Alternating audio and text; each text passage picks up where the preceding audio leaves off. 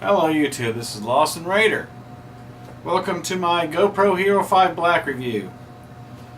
And as the title implies, I recently acquired a GoPro Hero 5 Black the day it came out on October 2nd. I had to order one. My initial impression of the camera so far, I like it, and it's going to be an okay addition to my GoPro repertoire, arsenal, whatever you want to call it. And some of you guys may not like what I'm going to say, but I am not a big fan of touchscreen on an action camera. Just not. I am the kind of person that sets my camera how I want to film, slap it on a bike, turn it on, hit the record button, and then when I'm done, turn it off. That's the kind of video GoPro user I am. Now some people love it, swear by it. I mean, obviously enough people like it that GoPro puts it on there. So it's a Coke and Pepsi thing. It's a preference issue. So I don't prefer touchscreen. It's just one more thing to eat the battery with.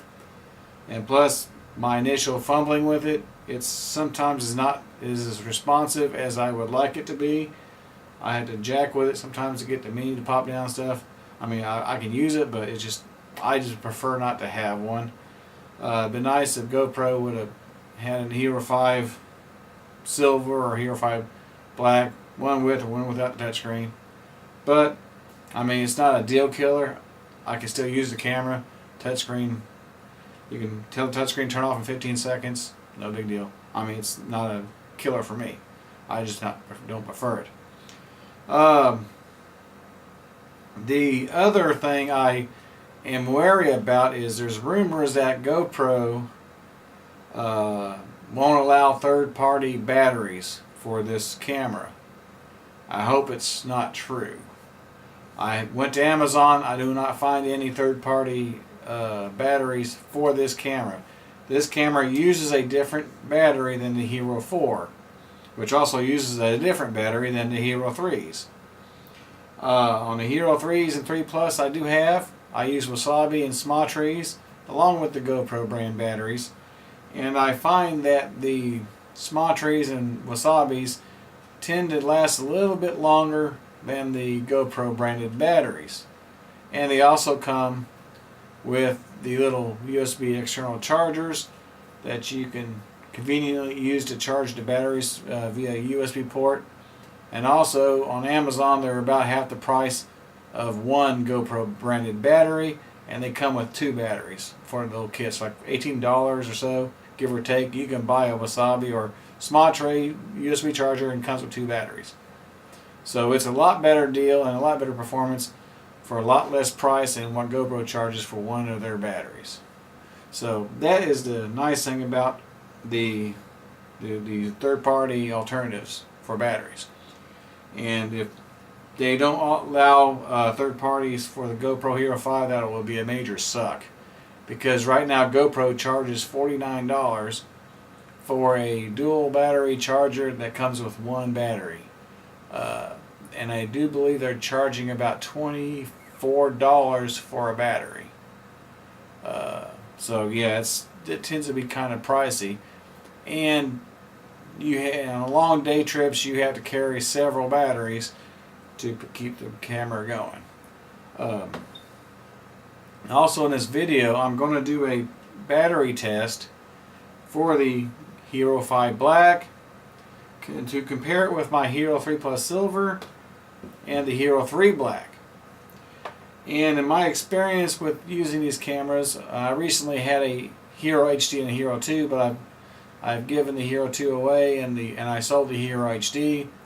Both of those had excellent battery life. I could go about 2.5 hours, almost 3 hours on a Hero HD Hero 2 battery. That's filming at 720p at 60 frames a second. I've recently upgraded my computer, which now can handle 1080p pretty well. So now I edit and film in 1080p. And the Hero 3 Plus Silver is for the cameras I do have, is my de facto standard on battery life. the Hero 3 Plus Silver line, and I imagine the 3 Plus Black is close. The GoPro did a really decent job at improving the battery life on these cameras compared to the original Hero 3 Black, which had relatively poor battery performance. In real world mountain biking on the trail, I get about 50 minutes on a charge and it's dead. Of course, in the battery tests I'm going to do, you'll find it performs a little bit better. But again, that's in a lab environment versus out there on the trail, shutting it off, turning it on, doing stuff like that. And of course, we all know why we buy these cameras. Why do we buy these cameras? To get stickers. Woo! GoPro stickers. Anyways, without further ado, I'm going to do the GoPro Hero battery test. Now, the battery tests are going to be done at 1080p, 30 frames a second, on wide angle mode, and all the Wi-Fi, GPS, EIS is turned off. This comes with EIS, electronic image stabilization, GPS, and all that stuff. I turn it all off so I can try to keep the test as even as possible between the three cameras. And I'm going to run the test right now. I'll be right back.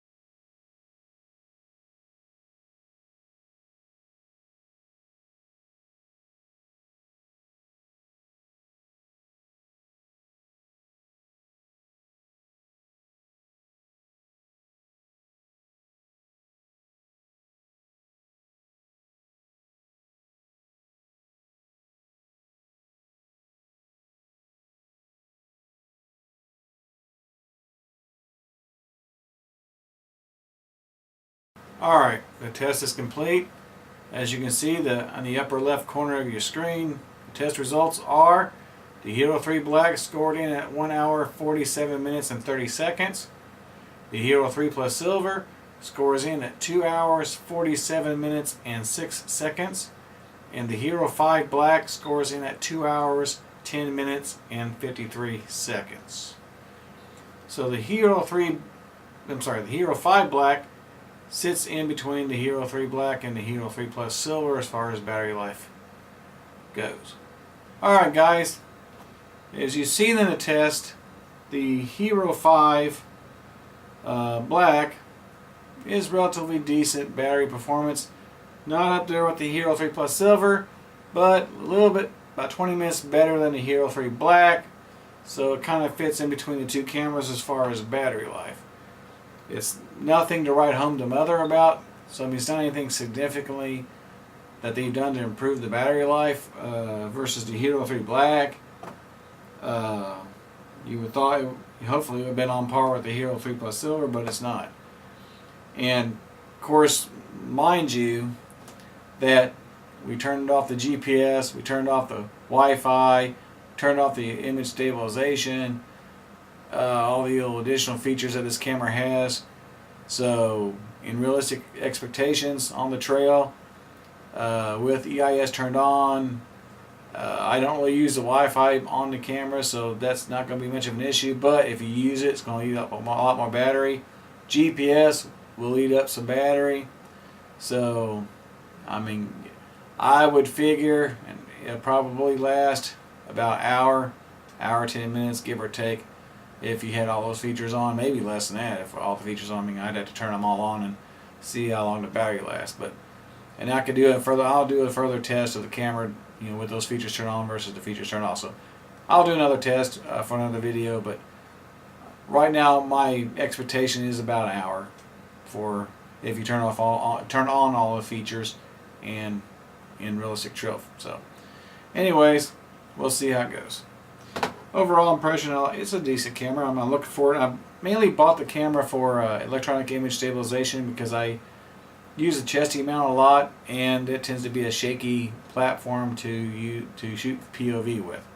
And hopefully this EIS will help smooth out the chesty video a little bit. So I'm hoping to take it on my first mountain bike ride whenever the trails get dry out here. It's been kind of rainy here lately, so it's been kind of hard to get on the trails. But as soon as they dry up, I'm going to take this bad boy out on the trail and test it out, and hopefully they get some pretty decent results, and I'll share them on the channel as soon as I get them done and uploaded. Alright, God bless. Lawson out.